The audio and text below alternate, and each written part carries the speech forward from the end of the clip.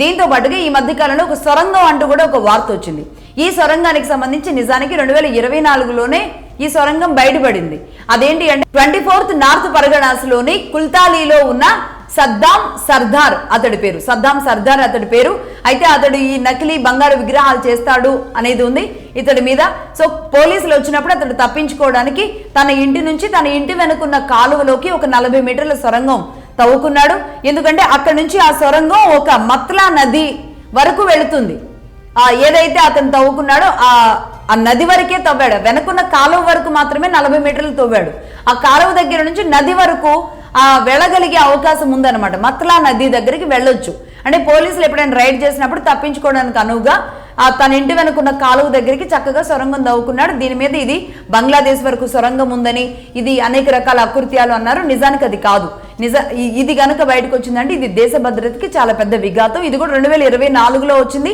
దీని మీద కేంద్ర ప్రభుత్వం కూడా సీరియస్ గా ఉంది. ఆ విషయాన్ని వెస్ట్ బెంగాల్లో ప్రజలు కూడా భయకంపితులయ్యారు ఇలాంటి విషయాలు బయటకు వచ్చిన తర్వాత. కాబట్టే ఒక రకంగా బీజేపీకి అవుట్రెట్ గా బీజేపీ పక్షాన అక్కడ ప్రజలు నిలబడ్డారు. రైట్, ఇదొక విషయం. కానీ నిజానికి వీటితో పాటు జరిగిన సహజ వనరుల్ని చేతిలో పెట్టుకుని అత్త అల్లుడు చేసిన అకృత్యాలు ఇప్పుడు బయటకు వస్తున్నాయి. మమతా బెనర్జీ మేనలుడుగా ఉన్న అభిషేక్ బెనర్జీ ఇద్దరూ కలిసి వెస్ట్ బెంగాల్లో ఉన్న న్యాచురల్ రిసోర్సెస్ అన్నిటినీ కూడా ఎలా తమ చేతుల్లో పెట్టుకున్నారు, మొత్తం దేశాన్ని ఎలా చేతులు దాటించేశారు, దేశాన్ని ఎలా దాటించేశారు, మొత్తం బంగ్లాదేశ్ సంపదను అంతా కూడా ఎలా ఊడ్చేశారు, దీనికి సంబంధించిన విషయాలు తెలియాలి. అది నేను చెప్పబోతున్నాను. అదే ఏంటి అంటే అసన్సోల్ సమీపంలో, కలకత్తా దగ్గరలో ఉన్న అసన్సోల్ సమీపంలో ఉన్న ఈస్టర్న్ కోల్ ఫీల్డ్స్ ఉంటాయి కదా, బొగ్గు గనులు ఏవైతే ఉంటాయో ఆ బొగ్గు గనుల దగ్గర వీళ్ళు గత కొన్నేళ్లుగా కాపలా కాసినట్టుగానే కూర్చొని ఉన్నారనమాట. వీళ్ళ చేతుల్లోనే ఈ బొగ్గు గనులు నడుస్తున్నాయి. అత్యంత ప్రధానమైన ఆర్థిక వనరు వెస్ట్ బెంగాల్కి బొగ్గు గనులు.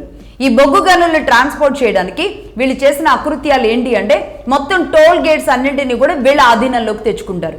అర్ధరాత్రి అంటే పగలంతా లీగల్ గా పని నడుస్తూ ఉంటుంది, రాత్రి అవగానే ఇల్లీగల్ పని నడుస్తుంది. ఆ టైంలో మొత్తం టోల్ గేట్స్ అన్ని కూడా వీళ్ళు తెరుచుకోమంటే తెరుచుకోవాలి, క్లోజ్ అంటే క్లోజ్ అవ్వాలి.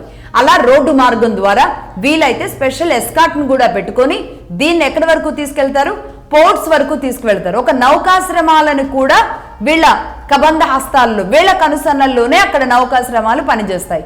మొత్తం ఇదంతా రౌడీలందరూ ఇక్కడ నుంచి మొదలు పెడితే అక్కడ వరకు కూడా ఈ రౌడీలు పనిచేస్తూ ఉంటారు.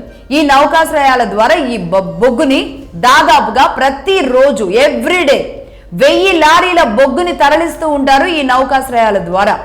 ఎక్కడికి, మిడిల్ ఈస్ట్ కంట్రీస్ కి, యూరప్ కి కూడా ఈ బొగ్గంతా తరలించేస్తున్నారు. ఇది రాష్ట్ర ఖజానా లెక్కల్లో ఉండదు, ఇంకా ఏ ప్రభుత్వ లెక్కల్లోనూ ఉండదు, ఏ అధికారి దగ్గర ఒక రాత రాసుకోవడానికి కూడా ఉండదు. నిజానికి ఒక స్మగ్లింగ్, ఒక మాఫియా, మొత్తం ప్రభుత్వ వ్యతిరేక చర్యలు చేసే వాళ్ళు ఎలాంటి పనులు అయితే చేస్తారో ప్రభుత్వంలో ఉన్నవాళ్లే చేస్తే ఇంకా లీగల్ గా అవుట్రెట్ గా పోలీస్ ఎస్కార్ట్స్ మధ్యలో దీనిని ఇల్లీగల్ వ్యాపారం, అవినీతి వ్యాపారం, ఇంత దౌర్జన్యమైన వ్యాపారం చేయొచ్చు అన్నమాట. నిజానికి నేను ఈ విషయం చెబితే మీ అందరికీ గుర్తు రావాలి, సీజ్ ద ఫైర్ అన్న వర్డ్ గుర్తు రావాలి. సేమ్ రేషన్ బియ్యం, పేదలకు పంచే రేషన్ బియ్యాన్ని ఇలాగే అక్రమంగా తరలించారు అని టీడీపీ కూటమి ప్రభుత్వం అధికారంలోకి వచ్చిన తర్వాత జరిగిన ఒక భయంకరమైన విషయం. దానికి సంబంధించి బయటపడ్డ నిజాలు. బట్ ఆ తర్వాత అది ఏ టర్న్ అయింది, ఏం జరిగింది అనేది మరి బయటికి రాలేదు. కానీ బట్ అలాంటిదే అన్నమాట, అలాంటిదే. కానీ ఈ బొగ్గుది మాత్రం లెక్కలకి అంచనాలకి మించి ఏ స్థాయిలో జరిగిందో ఇప్పుడు లెక్కలు వేస్తుంటే నిజంగా ఆఫీసర్లకి, ఢిల్లీలో ఉన్న అధికారులకి కళ్ళు బైర్లు గమ్ముతున్నాయి, కళ్ళు తిరుగుతున్నాయి.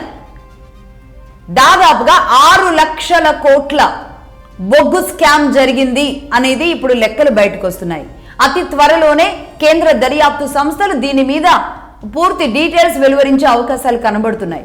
2024లో దీనికి సంబంధించి కదిలించడానికి కేంద్ర నిఘా సంస్థలు వెళ్ళినప్పుడు, లేదా కేంద్ర దర్యాప్తు సంస్థలు వెళ్ళినప్పుడు కనీసం దరిదాపుల్లో కూడా రానివ్వలేదు. 2025 ఆ ప్రాంతంలో కూడా వీళ్ళ మీద కేసు ఫైల్ అయింది. ముఖ్యంగా అభిషేక్ బెనర్జీ, అలాగే అభిషేక్ బెనర్జీ భార్య రుజిరా బెనర్జీ ఇద్దరి మీద కూడా కేసు ఫైల్ అయింది.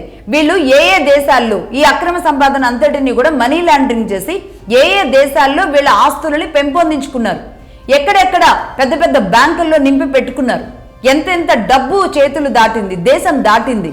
బొగ్గుని ఎలా వీళ్ళ యథేచ్ఛగా ఒక రకంగా అదొక వాళ్ళ దేశంగా ఎలా మలుచుకున్నారు.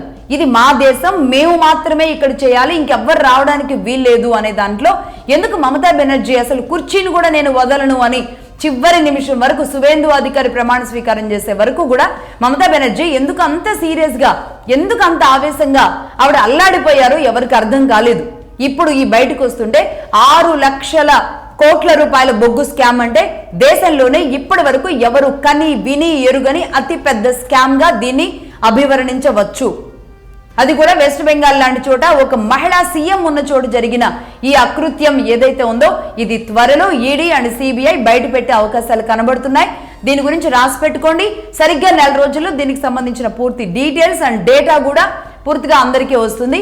ఆల్రెడీ ఇక్కడ దర్యాప్తు సంస్థలు ఇన్వెస్టిగేషన్ కూడా మొదలు పెట్టాయి. ఇది అతి పెద్ద దారుణమైన పరిస్థితి. ఒకవేళ ఇదే బయటకు వచ్చి ఆఫీసర్లు ఎవరైనా సరే అప్రూవల్ గా మారారు అంటే గనక మరి మాజీ సీఎం కటకటాల పాలవ్వక తప్పదేమో అనిపిస్తోంది పరిస్థితి చూస్తుంటే. ఎందుకంటే 6 లక్షల కోట్ల రూపాయలు అంటే మామూలు విషయం కాదు. అదంతా వెస్ట్ బెంగాల్ సొమ్ము, వెస్ట్ బెంగాల్ సహజ వనరులు అవంతా కూడా. సో ఈ విధంగా తనకు కుటుంబం లేదు, తనకు పెళ్లి లేదు అంటూ తను సింగిల్ ఉమెన్ గా ఒక పవర్ఫుల్ అండ్ లయన్ లాగా చూపించిన మమతా బెనర్జీ తన మేనల్లుడికి ద్వారా దోచిపెట్టినా మరి ఇంత సంపాదన ఏం చేసుకుందాం అనుకున్నారో తెలియదు. కానీ ఇది వెస్ట్ బెంగాల్లో జరుగుతున్న ఒక కీలక అప్డేట్. కేంద్రం దీని మీద వడివడిగా అడుగులు వేసే అవకాశాలు చాలా స్పష్టంగా కనబడుతున్నాయి. ఇదొకటి.